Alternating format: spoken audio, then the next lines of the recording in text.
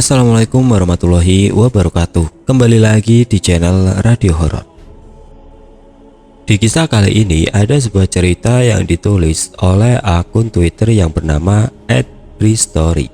Dan untuk kisah yang akan saya bawakan kali ini yaitu sebuah kisah yang berjudul Mudik. Sebelum kita masuk ke ceritanya, tekan dulu tombol like video ini dan jangan lupa tekan juga tombol subscribe channel ini. Dan nyalakan juga lonceng notifikasinya agar teman-teman tidak ketinggalan cerita-cerita baru dari channel ini.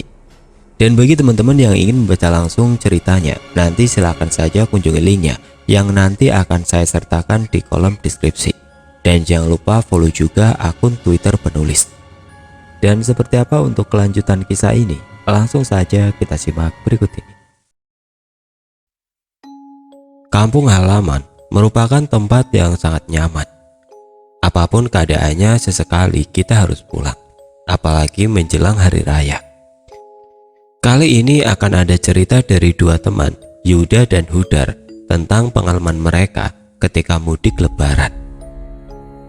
Beberapa hari sebelum lebaran 2018, hampir tengah malam Yuda sedang dalam perjalanan pulang menuju Semarang menggunakan bis. Hanya tinggal beberapa jam lagi sampai tujuan. Seluruh lampu keadaan mati, gelap jadinya. Namun sesekali, sekelebat cahaya dari luar memberi sedikit penerangan di dalam bis. Garis remang berbagai warna menggurat setiap objek yang dilalui. Walaupun gak terlalu jelas, tapi tampakan tiap penumpang masih bisa terlihat sesekali. Sepi mendominasi. Walau sesekali suara mesin kendaraan lain di luar terdengar samar, entah itu mereka yang sedang mendahului ataupun didahului. Jalur panjang tol Cipali mengantarkan ribuan kendaraan berisi berbagai insan yang sedang terbekap rindu akan pulang kampung halaman. Begitu pula dengan Yuda. Saat-saat seperti ini adalah saat yang dia tunggu setiap tahunnya.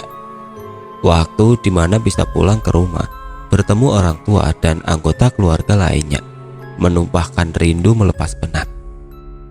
Sudah hampir 7 tahun lamanya Yuda bekerja di Jakarta. Selepas kuliah dia langsung merantau ke ibu kota, mencari nafkah, mencoba berdiri di atas kaki sendiri. Sesak dan pengap metropolitan jadi makanan sehari-hari. Ingin sekali sebenarnya dia pulang ke Semarang seringkali, tapi waktu nggak memungkinkan. Hanya pada saat libur lebaran seperti ini saja bisa pulang mudik. Rumah tempat tinggal yang terletak jauh dari pusat kota menjadikan suasananya masih berbau pedesaan. Udaranya segar dan bersih. Di banyak bagian masih terbentang persawahan. Sejak lahir Yuda sudah hidup dengan lingkungan seperti ini. Masa kecil hingga remaja dihabiskan dengan menikmati suasana menyenangkan. Makanya dia selalu ingin pulang, harus pulang, apalagi menjelang hari raya Idul Fitri. Yuda harus mudik. Yuda duduk sendiri di kursi tengah sebelah kanan, lebih dekat ke belakang. Tas punggung lusuh dia letakkan di kursi kosong sebelahnya. Entah kenapa menjelang Idul Fitri kali ini, bis yang Yuda tumpangi nggak penuh penumpang. Cenderung kosong malah, nggak sampai setengah dari kapasitas maksimum. Yang pasti, Yuda sangat menikmati perjalanan. Setiap detiknya menyenangkan, setiap jengkalnya membangkitkan senyuman, membuatnya gak sabar untuk segera sampai. Sementara bis terus melaju dengan kecepatan sedang, menembus gelap malam. Mungkin karena sudah tengah malam, ditambah jumlah penumpang yang gak penuh, suasana di dalam jadi sangat sepi. Seperti gak ada kehidupan, gak ada suara sama sekali. Dalam hening, Yuda memperhatikan penumpang lain satu persatu. Ada yang tertidur pulas, ada yang masih terjaga, ada yang sedang melamun menatap luar jendela, ada yang terus-terusan memainkan ponselnya, dan lain sebagainya. Semua orang tampak gak memperdulikan sekitar, asik dengan aktivitas masing-masing, termasuk juga dengan gak memperdulikan Yuda yang menatap mereka satu persatu dalam keremangan. Sebentar. Ternyata nggak semua asik sendiri. Dalam gelap, Yuda melihat ada anak perempuan berumur sekitar 4 tahun Kepalanya menyembul dari sandaran kursi yang letaknya di depan sebelah kiri. Hanya sebatas hidung ke atas yang terlihat oleh Yuda. Rambutnya dikepang dua, lucu sekali. Walaupun gelap, tapi jelas terlihat kalau anak itu sedang mengintip memperhatikan Yuda. Yuda tersenyum ke arahnya, tapi si anak malah menarik turun kepalanya, jadi nggak terlihat lagi. Tersipu malu di balik sandaran kursi. Tapi hanya sebentar. Beberapa belas detik kemudian, perlahan kepalanya muncul lagi. Kali ini nggak hanya sebatas hidung, tapi seluruh wajah terlihat. Lucu sekali. Tentu saja lagi-lagi Yuda tersenyum ke arahnya, lalu dibalas senyum kecil oleh si anak. Candaan Yuda dan anak perempuan lucu ini berlangsung cukup lama. Sampai akhirnya sang ibu yang duduk di sebelahnya, yang mungkin sebelumnya tengah tertidur, terdengar suaranya. "Nilam, ayo tidur lagi nak," begitu kata ibunya. Oh, ternyata anak perempuan cantik dan lucu ini namanya Nilam. Begitu pikir Yuda. "Om, Mama, ada Om." Begitu Nilam bilang kepada ibunya, sambil jarinya menunjuk ke arah Yuda yang duduk di belakang mereka, berjarak beberapa kursi. Melihat itu, Yuda kembali tersenyum sambil sedikit tertawa kecil. Gak lama kemudian, ibunya Nilam yang sejak tadi hanya terdengar suaranya saja, tiba-tiba ikut muncul dari balik kursi. Perempuan cantik dengan rambut hitam tergerai, wajahnya tersapu cahaya terang yang tiba-tiba datang dari luar. Wajahnya itu pucat, mungkin kelelahan karena sedang dalam perjalanan. Itu kesimpulan yang Yuda bisa ambil. "Nilam, gak ada siapa-siapa. Ayo tidur lagi ya sayang." Begitu ibunya Nilam bilang, sambil wajahnya mengarah ke Yuda. Tapi yang aneh, matanya malah menatap ke arah lain, cenderung menunduk. "Om, Mama, ada Om." Sekali lagi Nilam bilang begitu. "Sudah nak, sini, duduk yang benar." Begitu sang ibu bilang, kali ini dengan nada agak tinggi. Nilam menuruti perintahnya, lalu duduk di kursinya. Kemudian gak kelihatan lagi. Setelahnya, Yuda hanya mendengar samar obrolan pelan mereka, nyaris berbisik. Ya sudah, kembali seperti semula. Yuda tenggelam lagi dalam lamunan, menikmati perjalanan. Tapi, menyenangkan. Yuda menikmati bercanda dengan Nilam walau sebentar. Tepat tengah malam, tiba-tiba bis berbelok masuk ke salah satu tempat peristirahatan. Mungkin karena memang sudah waktunya untuk istirahat. Yuda nggak tahu pasti. Benar, bis masuk ke suatu tempat luas yang di dalamnya banyak kendaraan parkir. Suasananya ramai, walau nggak terlalu banyak penerangan. Kemudian bis berhenti tepat di depan salah satu rumah makan. Setelah sudah benar-benar berhenti, sopir dan kondektur mempersilahkan penumpang turun untuk beristirahat sejenak. Yuda juga memutuskan untuk turun sebentar, tapi sebelum itu dia melihat Nilam dan ibunya juga sedang berjalan menuju pintu keluar. Sekali dua kali Nilam menoleh ke belakang mencari keberadaan Yuda, dan akhirnya Nilam bisa tersenyum setelah sudah bisa melihat Yuda sedang berjalan di belakangnya. Yuda membalas senyum. Yang aneh, Nilam seperti tersenyum dalam kebingungan. Wajahnya datar tanpa ekspresi. Kemudian setelah sudah di luar bis, Yuda nggak melihat lagi keberadaan Nilam dan ibunya. Mereka menghilang entah kemana. Berjalan sedikit menjauh, kemudian Yuda mencari tempat untuk duduk dan menghabiskan waktu. Tapi nggak lama, beberapa menit kemudian dia menemukan satu warung makan yang letaknya di sudut, agak sepi. Yuda memilih untuk duduk di situ. Entah sudah beberapa kali Hudar menguap. Kantuk mulai menyerang sejak menjelang jam 12 tadi. Berkendara sendirian, Hudar memutuskan untuk mudik hari itu juga. Sepulang kerja dia berangkat. Tapi karena macetnya Jakarta, perjalanan jadi tersendat. Akibatnya dia masih berada di tengah tol Cipali pada tengah malam. Seperti halnya Yuda, Hudar berstatus pekerja di Jakarta yang berkampung halaman di Semarang. Sama dengan kebanyakan orang Indonesia, Hudar juga mudik menjelang Lebaran. "Wah, aku gak kuat lagi. Harus cari kopi. Ngantuk banget ini," Hudar bergumam sendiri. Ketika kantuknya makin menjadi-jadi, karenanya dia berniat untuk mampir di tempat peristirahatan untuk sejenak berhenti. Padahal hanya tinggal beberapa jam lagi sampai Semarang. Tetapi Hudar harus beristirahat. Sampai akhirnya di kejauhan, Hudar melihat ada 4 peristirahatan. Lega di hati melihatnya. Setelah sampai, dia langsung membelokkan kendaraan masuk ke salah satu area luas dengan banyak kendaraan yang juga sedang beristirahat. Sebentar berputar-putar, Hudar akhirnya dia memilih untuk parkir di satu tempat kosong di sebelah bis besar. Akhirnya bisa istirahat sebentar, begitu Hudar bilang dalam hati. Setelah keluar dari mobil, Hudar sedikit merenggangkan badan, melemaskan otot-otot, menyalakan rokok, lalu berjalan mencari warung makan yang gak terlalu ramai. Setelah agak jauh melangkah, Hudar menemukan tempat yang menurutnya cukup nyaman untuk duduk dan menikmati segelas kopi. Warung makan yang gak benderang dan ramai seperti warung lainnya. Memilih kursi yang agak di pinggir, Hudar lalu memesan segelas kopi dan lagi-lagi menyalakan rokok. Suasana warung persis seperti yang dia harapkan. Hanya beberapa meja yang terisi, dengan begitu bisa istirahat tanpa gangguan. Gak makan waktu lama, segelas kopi hitam langsung tersaji. Beberapa teguknya sedikit banyak bisa mengurangi kantuk dan penat yang Hudar rasakan sejak dalam kendaraan tadi. Sambil melepas lelah, Hudar melihat-lihat layar ponsel, berselancar di lini masa media sosial. Cukup lama asik dengan ponselnya, sampai akhirnya dia menyadari sesuatu. Walau enggak melihat langsung, tapi Hudar merasa seperti ada yang sedang memperhatikannya.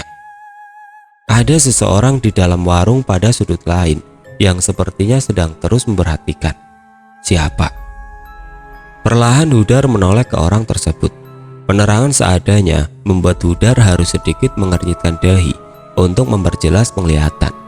Tapi ternyata dugaan Hudar benar, memang ada orang yang sedang memperhatikan dia.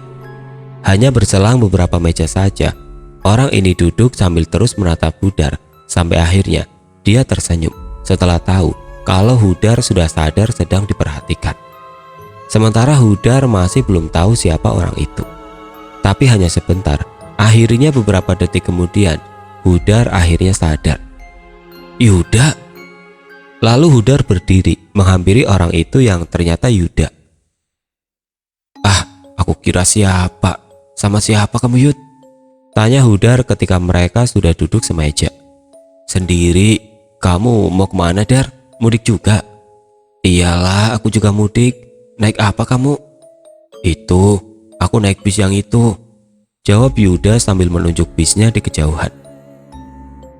Ah, kebetulan. Kalau gitu, kamu ikut aku saja. Toh tujuan kita sama. Rumahmu masih di Sambung Harjo kan? Masih, Dar. Yuda menjawab sambil tersenyum. Ya sudah, kita bareng aja. Kita berangkat sekarang. Sudah jam 12:30. Baiklah, aku ambil tas dulu ya. Yuda lalu berjalan menuju bis, sementara Hudar menuju mobilnya. Hudar senang karena akhirnya dia ada teman dalam perjalanan. Ada teman untuk berbincang. Jadi, Yuda dan Hudar adalah kawan lama. Mereka satu kelas pada waktu SMA.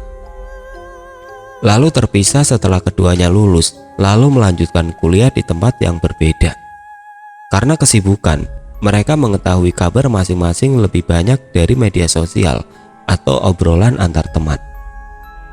Walau sesekali bereuni dengan teman seangkatan lainnya.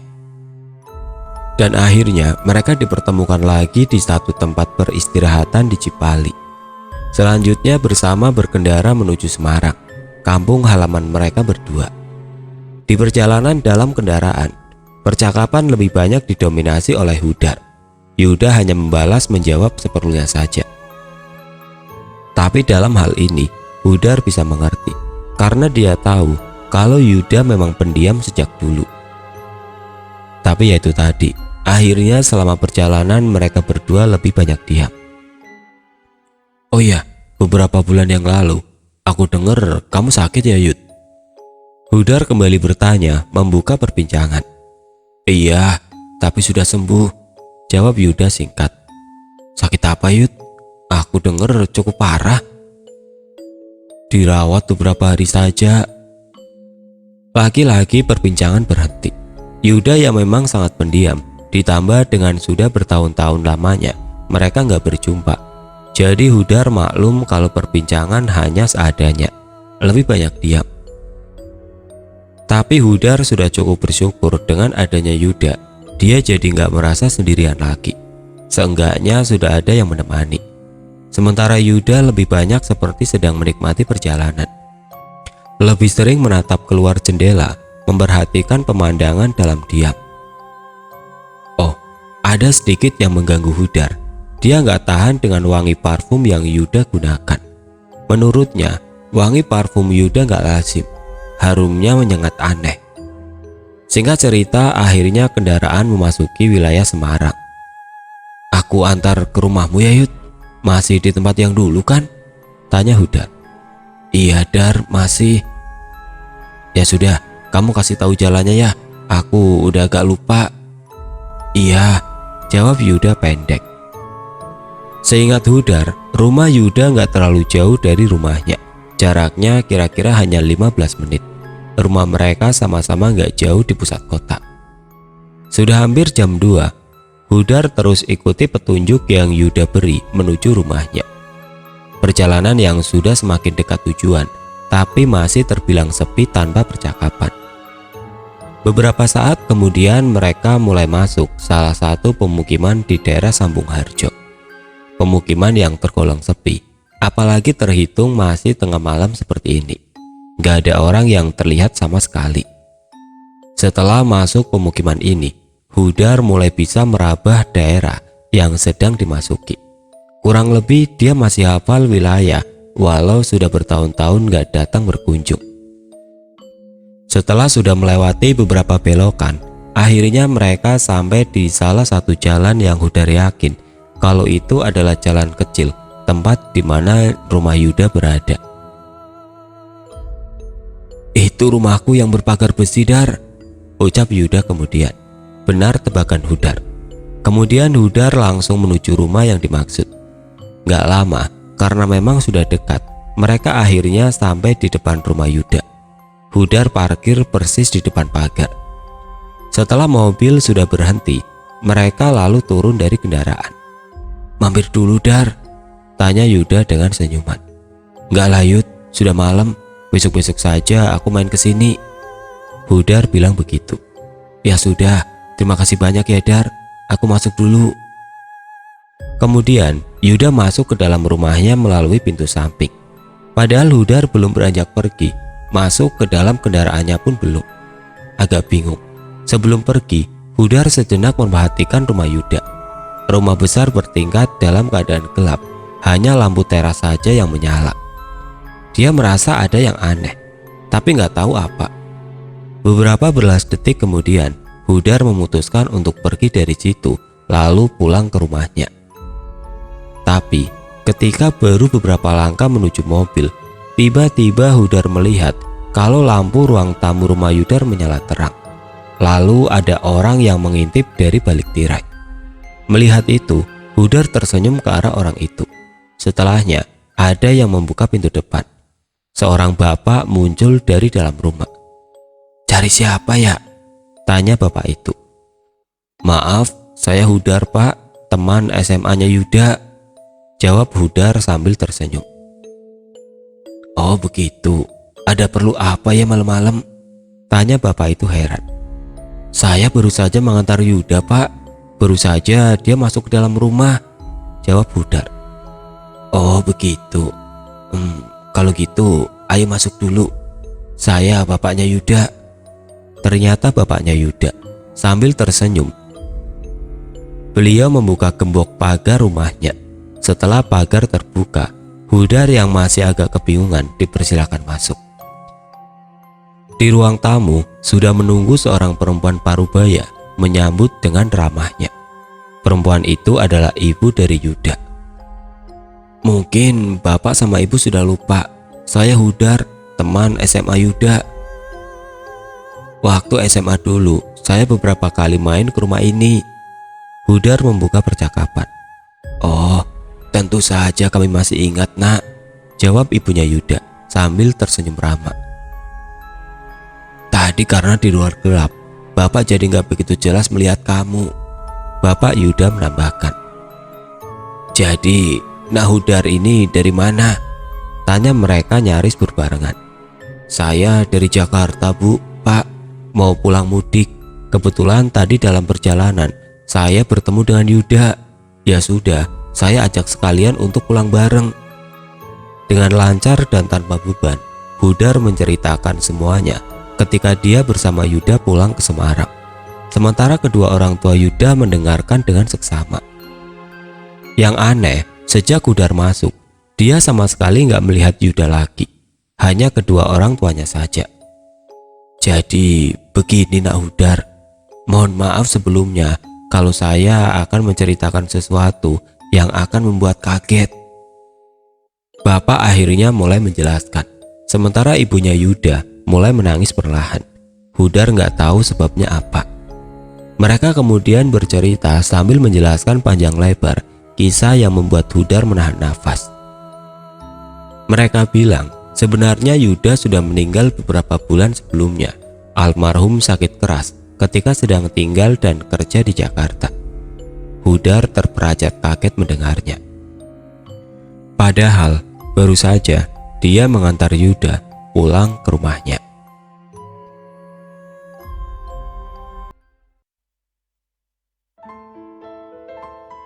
Oke teman-teman, sekian untuk cerita kali ini. Semoga apa yang sudah saya sampaikan dalam kisah ini dapat dijadikan pelajaran untuk kita semua.